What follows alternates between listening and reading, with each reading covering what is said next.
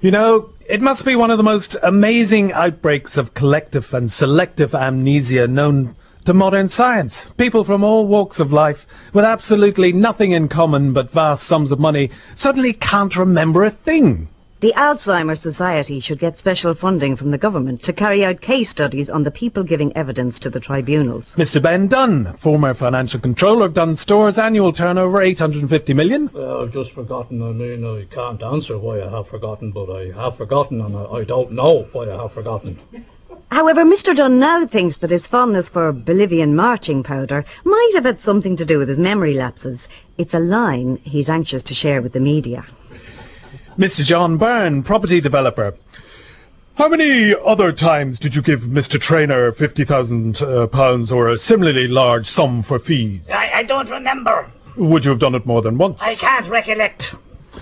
And those at the receiving end of the largesse also had some difficulty remembering. Mr. Michael Lowry, as questioned by John Coughlin, Senior Counsel for the Moriarty Tribunal. So nobody in the bank ever raised the issue of exchange control with you, or the necessity of having central bank approval to open a deposit account abroad?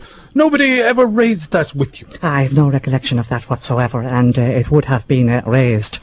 Mr. Bertie Ahern, on Taoiseach and leader of the Fianna Fáil party?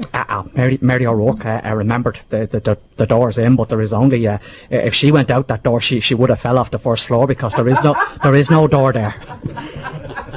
Mr. Dermot Ahern, TD, no relation, current Minister for Foreign Affairs, as questioned by Gareth Cooney, SC. Do you recall if the topic of conversation during that short car journey concerned the results of the recent election? No. You don't remember that at all, is it? No. Your mind is blank? I've no recollection. Oh. The late Mr. Charles Haughey, former Taoiseach, when asked about a small gift he received on behalf of developers. I don't remember even, I'm sorry, but I don't even remember the opening of the IFSC. I should, because it was, as I said before, it was a major thing in Irish financial economic life, but to be quite frank, I just do not remember. Did it take place down in the... Some people saw it differently. Mr. Ray Burke, former Minister for Justice and Minister for Foreign Affairs, and a man who has handled more brown envelopes than on post. Mr. Chairman, I notice in the transcripts that the word recollection or recollect is used 39 times on the first day and 36 on the second, and I think in counting it myself, I used the word myself 30-odd times to you. Mr. George Redmond, former Assistant Dublin City Manager. He said he would rather come to me than go to the law library. He always said that. I mean, I always remember him using those words. Mr. Bat O'Shea, when asked did he ever give money to Mr. Redmond. I did. I gave him £200 once, and I told him to go and buy golf balls. Just as if you were playing golf with him, he'd spend the whole day looking for a ball. If it went into the rough, you would never finish a game with him. Mr. James Gogarty, former director of JMSE and the man responsible for the Flood Tribunal. We're talking now about 11 years ago, and I remember it all, I'm telling you, and I have told this tribunal all of the facts.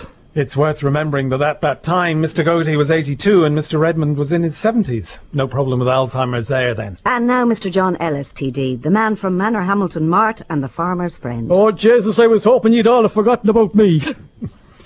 Yes, tribunals, the modern-day equivalent of locking up lunatics in the attic.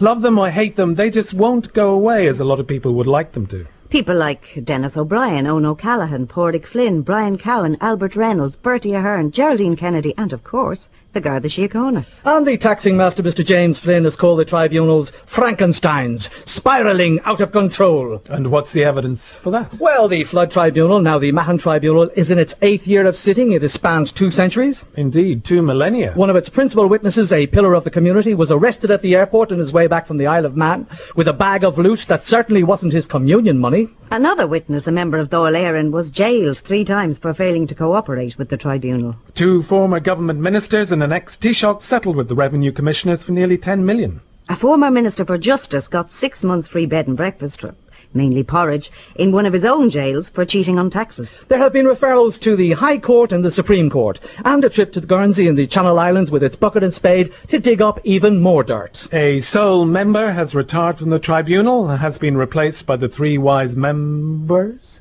now commonly called the 3 amigos. A number of the lawyers have moved on. No doubt they'll make more money in the private sector. And 2 of the lawyers are now High Court judges, and 8 of them have become millionaires!